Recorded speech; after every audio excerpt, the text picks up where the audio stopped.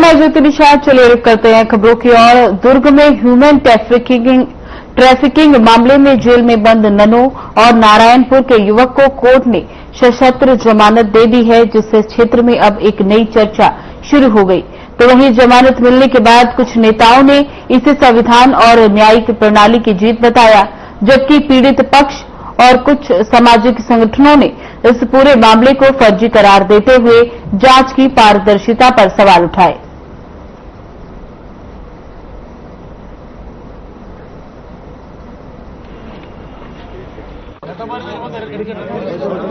हमने अभी 2 Christian month से मिला है जेल के अंदर। उनको हम जानकारी दिया है। अभी 11 बजे अदालत का फैसला आएगा। हमको विश्वास है ये बेल मिलेगा। अगर मेल मिलेगा तो ये बिलासपुर अदालत से यहाँ मजिस्ट्रेट अदालत कोर्ट के लिए वहाँ ईमेल से भेज सकते। उसके बाद से बेल एक्सिक्यूट करके यहाँ तो रात 8 बजे तक 8:30 बजे तक रिलीज हो सकता है। सो हमको पूरा उम्मीद है, मतलब ये नाम्स को रिलीज कर सकते। और हम दूसरा हमारा आदिवासी यंग मैन से भी मिला है एंड वी अश्योरिंग दैट, हमने अश्योर किया है हम उनका साथ है। हम लोग उसका केस के लिए हम भी फाइट लड़ाई करेगा। और ये लड़ाई में ये लोग अकेला नहीं है, ये पूरा हमारा सोसाइटी हमारा समाज तो उनका साथ है। क्या क्या चाहिए? हम भी उससे बातचीत किया है, उनका हाल कैसे है, नींद आया, वो बोला अभी मुश्किल है। उन्होंने ये 2-3 घंटा ये रेलवे स्टेशन में और गाड़ी में स्पेंड करने के लिए आया है। उन्हें कभी नहीं सोचा ये तो 8 दिन 9 दिन ये दुर्ग समृद्धि में हो रहा है, कभी नहीं सोचा। आज उनको बोल रहे वो शौक है, इतना शौक है उनको, वो कभी नहीं सोचा ये। अरे उनको हमारा अदालत में, एडमिनिस्ट्रेशन में, पुलिस में, संविधान में तो पूरा विश्वास है। उन्होंने कभी नहीं सोचा जो तो ये रोजगार देने के लिए वो आया है। ये 3 लड़कियों का एक बहन है, उनके साथ तो 5 साल काम किया था, इसलिए उन्हीं का तरफ से तो आया है, रिक्वेस्ट आया है, उसके वजह से वो आया है। उनका डिस्पेंसरी में काम देने के लिए, इसके बाद तो उनको थोड़ा कोर्स सिखा के ये नर्सिंग असिस्टेंट बनने के लिए तो कोशिश किया था, अभी कभी नहीं। बीजापुर जिले के त्योनार कन्या आश्रम में 3वीं कक्षा में पढ़ने वाली एक आदिवासी मासूम बच्ची की संदिग्ध परिस्थितियों में मौत हो गई। आश्रम की अधीक्षिका ने बच्चे को 3 दिनों में बीमार बताकर मामले को दबाने की कोशिश की, जबकि परिजनों को मौत की सूचना देरी से दी गई। परिजनों के अस्पताल पहुंचने पर भी बच्चे की मृत्यु की जानकारी छिपाई गई, जबकि उसकी मौत रात 2 बजे ही हो चुकी थी। तो वहीं डॉक्टर भी बीमारी का सही कारण नहीं बता पाए, जिससे कि प्रशासनिक लापरवाही स्पष्ट रूप से नजर आ रही है। आपको बता दें कि बीते 1.5 सालों में 10 आदिवासी बच्चों की मौत आश्रम में हो चुकी है, लेकिन इन मामलों में अब तक कोई ठोस कार्रवाई नहीं की गई, जिससे ये सवाल उठता है कि आदिवासी बच्चों की जान की कीमत आखिर कितनी है। बीजापुर जिले में जब हम ले गए थे, जाने के बाद दादा पहले गया था, दादा को हम लोग जाके पूछे दादा कहाँ है बच्चे, हम लोग देखेंगे। उसका शकल को बोलने से लड़की आई, काय के लिए पूछ रहे हो, वो बच्चे को इलाज कर रहे हैं, थोड़ी देर के बाद निकाल देंगे, तब जाओगे घर बोले। तो फिर हम चुप हो गए। दादी फिर पूछे तो नहीं बोले इलाज हो रहा है बोल रहे थे। बोलने के बाद क्या बीमार थे, उसको कितने दिन दिमाग पकड़ा बोली मैं, बोलने से 3 दिन बीमार हुआ बोले। 3 दिन के बाद 2 दिन आना चाहिए ना बताने के लिए बोली मैं, तो बताने के लिए भी नहीं आए, डायरेक्ट उधर ले गए। आना चाहिए मम्मी पापा को जानकारी नहीं दी, बीमार हो रहा बोल के भी सूचना नहीं दी। दीक्षिका कन्या आश्रम त्योनार 30 तारीख को सुबह मॉर्निंग में जब वो सो के उठी तो उसके फेस में स्वेलिंग था।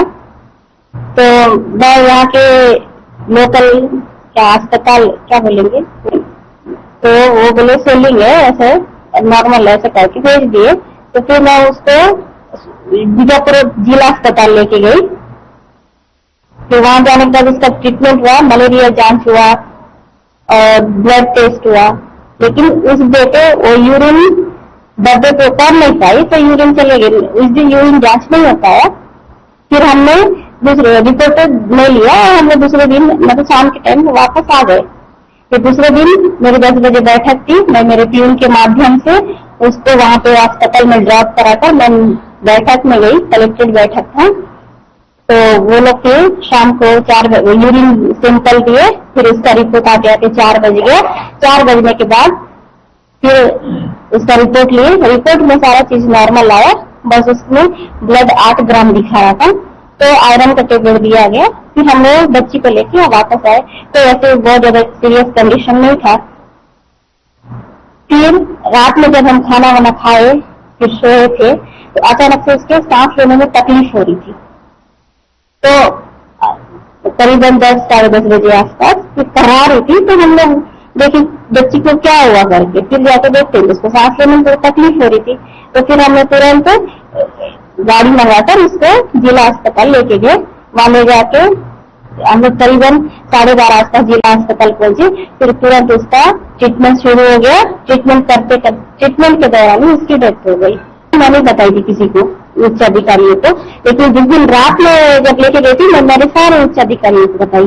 जयपुर जिले के तोयनार आदर्श कन्या आश्रम की तीसरी कक्षा में पढ़ने वाले बच्ची की बीमार होती है। बीमार होने के बाद उसे इलाज के लिए ले जाया जाता है। ले जाने के बाद इलाज के दौरान उस बच्चे की मौत हो जाती है। इस प्रकार जिला प्रशासन की बड़ी लापरवाही है, जो जिस प्रकार आश्रमों और हॉस्टलों में इलाज किया जाता है और तमाम प्रकार के बीमारों का चेक किया जाता है स्वास्थ्य विभाग के द्वारा, ये दिखाई नहीं दिया और नजर नहीं आया। वो जिस प्रकार इलाज होना चाहिए वो की जाती है, वो देखने को नहीं मिला। जिस प्रकार अधीक्षिका मैडम बता रही है, इस प्रकार जिले में कुल 2 साल में 10 बच्चों की मौत होगी। इस बार जिला प्रशासन है और जितने भी बच्चे बीमार के दौरान हॉस्टल में पढ़ने वाले छात्राएं खत्म हुए, ये तमाम बच्चे आदिवासी हैं। आदिवासी छात्राओं का जात होता है, तो अपने आप को बचाने के लिए बड़े अधिकारी या तो हॉस्टल अधीक्षिका पर दोष ठहराते हैं। इसको माइक को लगा लेते क्या? मेरे क्या माइक है ना, क्या माइक को लगाऊंगा?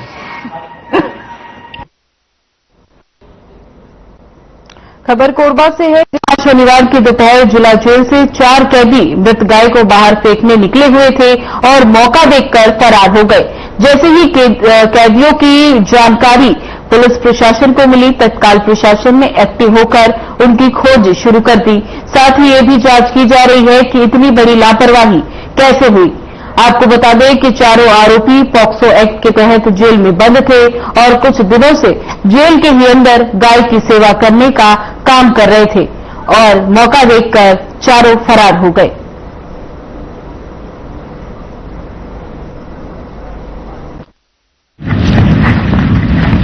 चार आरोपी को भी विभिन्न अपराधों के मामले में दर्ज थे और यहाँ पर अभी जेल में थे।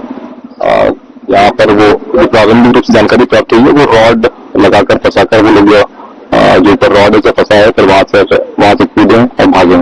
इस संबंध में अभी जो जिले में जो अपना थाना है वहां पर सभी को सूचित कर दिया गया है और फोटो भेज दिया गया है, जो भी अपने पास फोटो वीडियो, ताकि तत्काल उनको पकड़ा जा सके। प्रथम इसका क्या लगता है, कौन लापरवाही, किसी लापरवाही के संबंध में भी जांच किया जाएगा।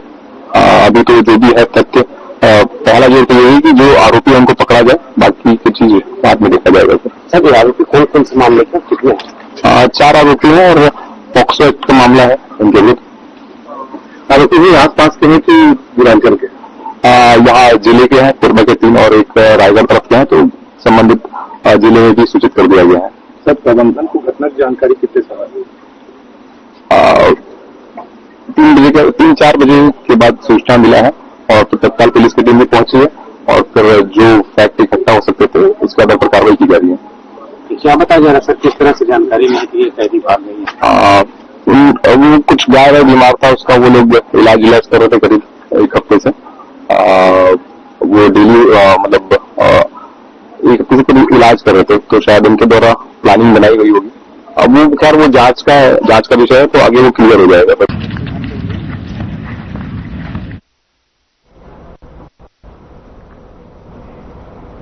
दुर्ग में स्थित विद्या विहार महिला समिति ने हर साल की तरह इस साल भी सावन उत्सव का आयोजन किया, तो वहीं इस कार्यक्रम में समिति से जुड़ी सभी महिलाओं ने हिस्सा लिया। सावन उत्सव में महिलाओं के लिए कई प्रतियोगिता का आयोजन भी रखा गया, जिसमें प्रमुख सावन क्वीन और रैंप वॉक प्रतियोगिता रखी गई, जिस पर और जानकारी देते हुए महिला प्रतियोगियों ने सावन उत्सव के बारे में बताते हुए कहा कि सावन का महीना बहुत ही पावन और पवित्र माना जाता है। साथ ही महिलाओं के लिए ये भी काफी खास रहता है, क्योंकि सावन के महीने में हर त्योहार की शुरुआत होती है और ये सुहागिनों के लिए बहुत विशेष रूप से प्रिय होता है। इस दौरान कार्यक्रम में शामिल सभी महिलाओं ने सावन में हरे रंग के वस्त्र और हरी चूड़ियां पहनकर अपने सुहाग की लंबी उम्र की कामना की।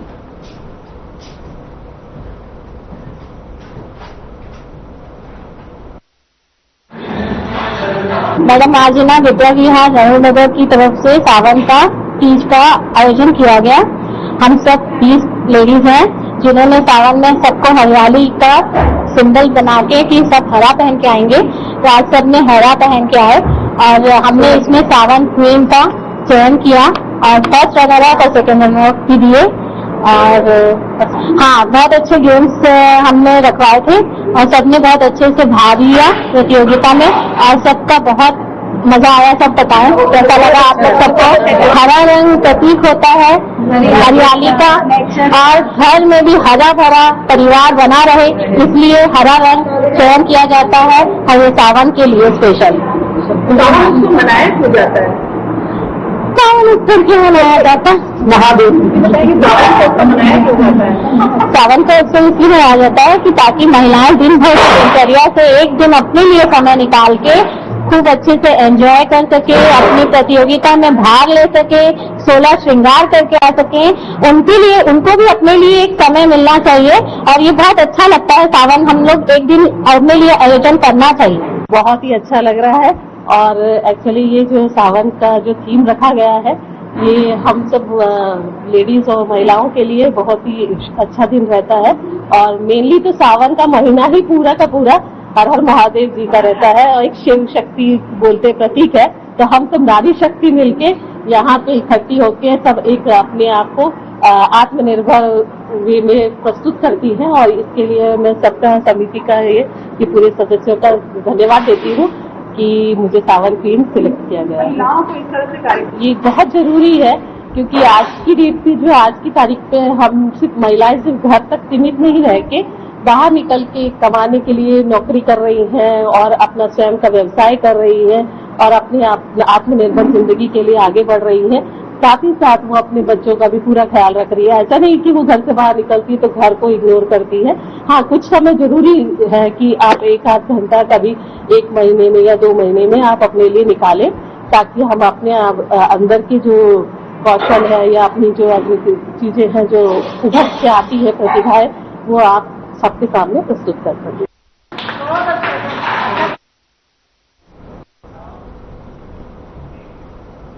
बिलासपुर का शिव मंदिर आकर्षण का केंद्र बना हुआ है। शिवरी नारायण रामायण कालीन घटनाओं से जुड़ा हुआ है, जो अपनी उत्कृष्ट मूर्तियों और ऐतिहासिक महत्व के लिए जाना जाता है। देखिए ये हमारी खास रिपोर्ट।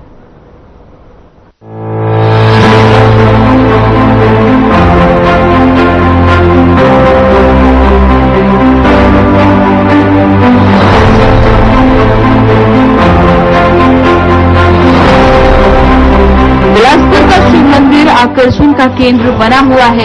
हजारों वर्ष पुराना शिवलिंग की काफी मान्यता है। इस मंदिर के गर्भगृह के अंदरूनी दीवारों में अनोखी मूर्तियां बनाई गई हैं, जो इसे अन्य मंदिर से अलग पहचान दिलाती है। इस मंदिर में ग्रामीण भगवान भोलेनाथ को पूजने आते हैं। मैं यहाँ लाख चावल चढ़ाया अब वो कामना तो अपने ऐसे पता है कि 1 लाख चावल हाँ 1 ग्राम कितने थे हाँ बहुत अच्छा लगा मंदिर तो अब 2 साल हो गया मेरा हाँ भीड़ बहुत ज्यादा हो जाते तो थोड़ा अभी यहाँ का खाली हाँ शांति लगी है अभी नवागढ़ से किशनपुर होते हुए यहाँ आए हैं और 1 साल और चढ़ाव ऐसे ही मेरा नाम आशीष कुमार फतेहपुर मैं बलौदा से आया हूँ और बलौदा से सलमान आदित्य बाबा धाम जाते हैं हम लोग यहाँ क्यों आए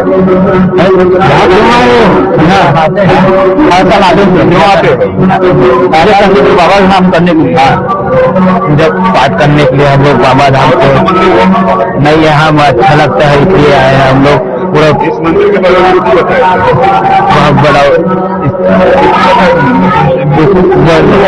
बाबा हम लोग के साथ जो पिताजी है भैया जी है वो पहले भी यहीं आते थे यही तो यहीं चढ़ा जाता है जाते थे बलौदा जाते हैं कभी कुछ मिला है मिला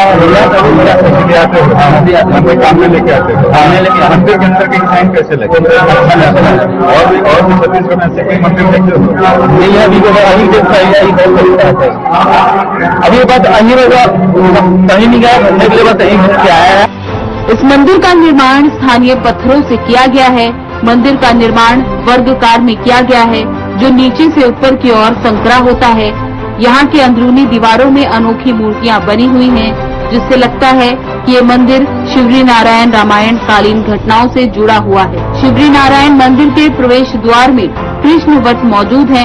इस वट वृक्ष का हर पत्ता दोने के आकार में मुड़ा हुआ है।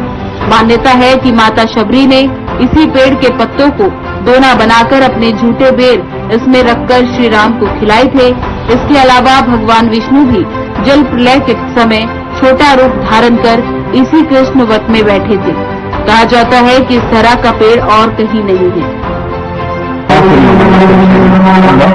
यहाँ 1 लाख चावल चढ़ता है बोल करके तो मेरे यहाँ धर्मपत्नी का मान्यता थी कि यहाँ जाके हम लाख चावल चढ़ाएंगे बोल के और लक्ष्मण जी यहाँ पे पूजा किए हैं और लाख छिद्र यहाँ के शिवलिंग में ऐसी मान्यता सुनी हुई है।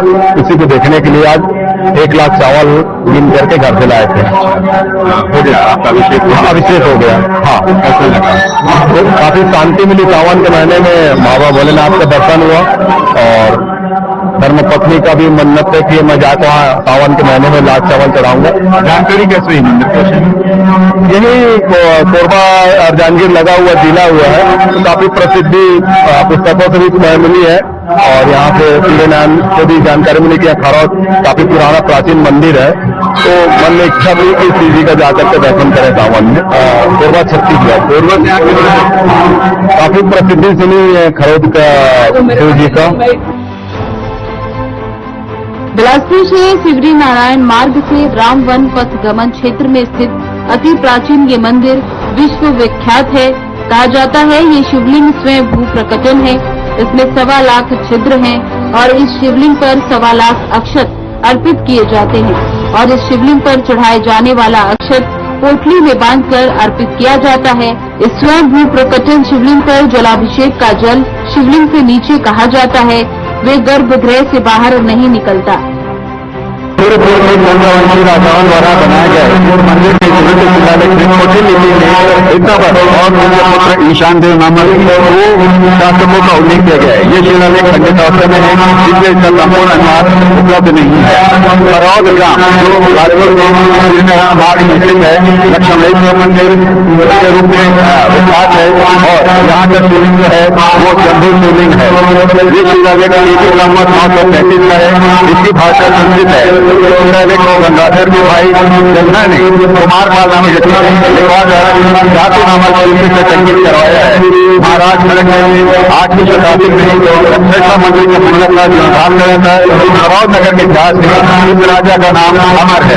यह मंदिर जो ऐसा ही आर्कियोलॉजिकल सर्वे इंडिया द्वारा संरक्षित है और यह छत्तीसगढ़ में स्थित सभी प्राचीन मंदिरों में उसी शिल्प कला के अनुसार निर्मित है। इसमें बड़े चट्टानों के काट हुए खंभे हैं और मोटी मोटी चट्टानों का बंद करते हैं। गर्भगृह में स्वयंभू शिवलिंग है जिसका पानी नीचे शिवलिंग में कहाँ चले जाता है किसी को पता ही नहीं है। बाबा के भक्त वैसे तो पूरे साल मंदिर आते हैं, लेकिन सावन का महीना महादेव के भक्तों के लिए काफी खास होता है। भक्त यहाँ अपनी मनोकामना लेकर आते हैं और बाबा महादेव भी अपने भक्तों की हर कामना को पूरी करते हैं। Bureau report.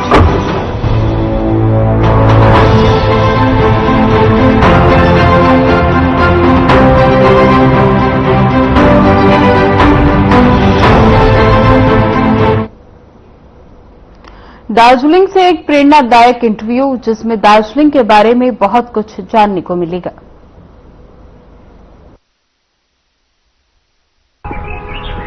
हिमालय के खूबसूरत पहाड़, इन पहाड़ों से टकराते बादल, ठंडी ठंडी हवाएं, सुहाना मौसम। जी हां, हम हैं इस समय एक ऐसे ही शहर में जिसका नाम है दार्जिलिंग। दार्जिलिंग एक ऐसा शहर जिसके बारे में सभी जानते हैं और जो भी जानता है वह जरूर ये सोचता होगा कि जिंदगी में कम से कम एक बार वह यहाँ जरूर आए और उसे आना भी चाहिए।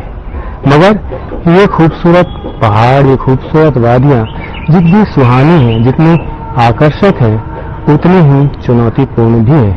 वे लोग जो यहाँ रहते हैं उन चुनौतियों का हर रोज सामना करते हैं, मगर फिर भी एक बहुत ही अच्छी, एक सफल लाइफ जीते हैं। आज ऐसे ही मेहमान हमारे साथ हैं श्री राजेश प्रधान जी। तो राजेश जी, सबसे पहले मैं आपके बारे में थोड़ा और जानना चाहूंगा। आपका जन्म कहाँ हुआ, कैसे आपकी शिक्षा दीक्षा रही और किस तरह से आज आप एक सफल बिजनेसमैन के रूप में कार्य कर रहे हैं और इन पहाड़ियों में किस तरह की चुनौतियों का सामना करते हुए आप बड़े हुए, इन सब बारे में यदि आप हमें बताएं तो शायद हमारे दर्शकों को भी इससे कुछ न कुछ सीखने को मिलेगा। नमस्कार सभी दर्शकों को। प्रवेश जी, तो आपको धन्यवाद जो आप इतना दूर से आके जो हमारा इंटरव्यू ले रहा है, इसके लिए। हम इसी दार्जिलिंग का रहने वाला है, तो मेरा जन्म भी इधर हुआ है, मेरा शिक्षक या एजुकेशन ये सब इधर ही हुआ है और हम इधर से वर्षों सालों से रह रहा है। जो सेंट रोबर्ट्स स्कूल से हम क्लास 5 से उधर था, सेंट रोबर्ट्स से क्लास 10 तक उधर पढ़ा हूँ। उसके बाद हम सेंट जोसेफ कॉलेज में था, सेंट जोसेफ कॉलेज में ग्रेजुएशन किया है, बीकॉम किया है और उसके बाद में काम करने के लिए हम सिक्किम भी चला गया था 2-3 साल आफ्टर माई बीकॉम एग्जाम्स। ठीक है, तो सिक्किम में काम करने के बाद 3-4 साल सिक्किम में काम किया हूँ, गंगटोक में। उसके बाद दार्जिलिंग में भी किया हूँ छोटे मोटे। वहाँ क्या काम करते थे? वहाँ पर हम अकाउंट्स दिखता था। हाँ, बीकॉम बैकग्राउंड होने के कारण हम अकाउंट्स ही दिखता था। करीब 10 साल का मेरा अकाउंट्स का एक्सपीरियंस है। उसके बाद में अभी हम सेंट रोबर्ट्स स्कूल में काम करा है एज ए सेक्रेटरी। हाँ, जो मेरा इस साल 25 साल हो रहा है। हाँ, तो मेरा दोनों लड़का लोग, जो बेटा है मेरा, दोनों उधर से पास कर चुका है और एक तो मेरा दिल्ली में है और काम कर रहा है। एक छोटा बेटा यहाँ पर जो है बेंगलोर में, वहाँ पर पोस्ट ग्रेजुएट के लिए अभी एडमिशन है, उधर जाएगा। तो जैसा कि इन पहाड़ों में रहना बहुत चुनौतीपूर्ण होता है, तो इन चुनौतियों ने आपको किस तरह से मजबूत बनाया? जो आम जीवन की परेशानियां होती हैं, जो दुख सुख होता है, उसे हैंडल करने में आपको आसानी हुई? इस पहाड़ में रहने का दूसरा अलग मजा है जो इसमें उतार चढ़ाव बहुत होता है। जो आपको फिजिकल फिटनेस भी देता है, मेंटली फिटनेस भी देता है। जैसे यहाँ का जो सुंदरता है, जो फ्रेश हवा है, हाँ, ये आपको मेंटली आपको स्ट्रांग रखता है। मैं डाली फाटक सेवा संघ है जो हमारा एक सोसाइटी है, उसका सेक्रेटरी बहुत दिन से हूँ, बहुत साल से हूँ। इसलिए कभी भी ऐसा मुसीबत हो या ऐसा कुछ लगा तो हम सभी जन को या तो जितना भी एरिया है सब जन को ज्यादा पहचानता हूँ। तो वो सबको जिसको भी परेशान हो या जिसको हमको भी परेशान हो, हम एक दूसरे को मिलके हैंडल करता है। हम लोग पहाड़ का जो अपील वो कहता है, हम बहुत ईमानदारी होता है और हमारा नियत बहुत साफ होता है। तो हम लोग का वो झूठ का वो ऐसा कुछ है वो हमको मतलब अच्छा भी नहीं लगता है। हाँ, हमारा जो है वो किसी को हेल्प करना ही हम जरूरत समझता है। हम हॉस्पिटैलिटी बिजनेस में है और हम होम स्टे रन करता है। वो होम स्टे का नाम है रैम्बलेस नेस्टिंग होम स्टे, जो मेरा बड़ा बेटे ने रखा है। फिलहाल बुलेटिन में बस इतना ही। बने रहे हमारे साथ। नमस्कार।